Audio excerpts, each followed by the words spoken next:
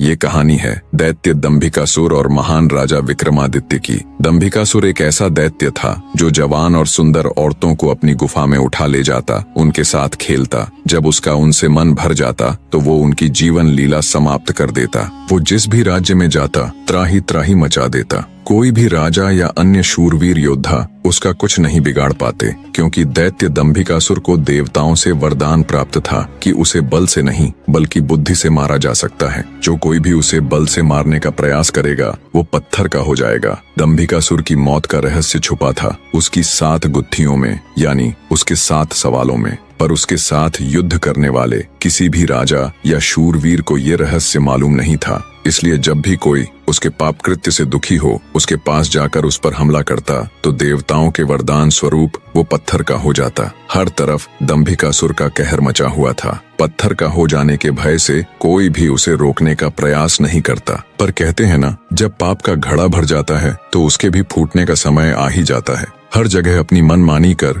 एक दिन दैत्य दंभिकासुर ने उज्जैन नगरी की तरफ रुख किया। उज्जैन नगरी के ऊपर उस समय महान राजा विक्रमादित्य का शासन था। महाराज विक्रमादित्य न केवल बलशाली थे बल्कि वे बहुत बुद्धिमान भी थे। उन्हें हर प्रकार के कौशल में महारत हासिल थी।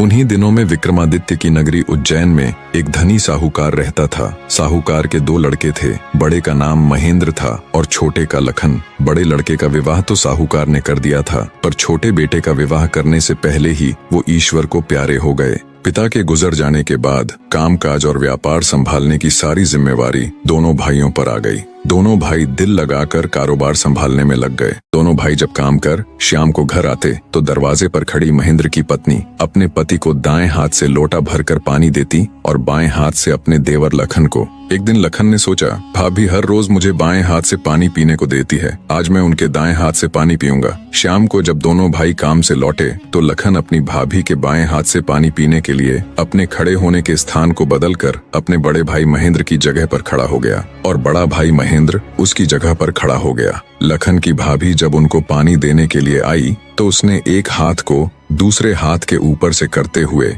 दाएं हाथ का लोटा अपने पति को दे दिया और बाएं हाथ में पकड़ा हुआ लोटा लखन को दे दिया। ये देख, लखन बोला, भाभी आज मैंने भैया के स्थान पर खड़ा होकर सीधे हाथ से दिया हुआ पानी पीना चाहा, परंतु आपने अपने हाथों को बदलते हुए मुझे बाएं हाथ से ही पानी दिया। आप मुझे बताएं, आपने ऐसा क्यों किया?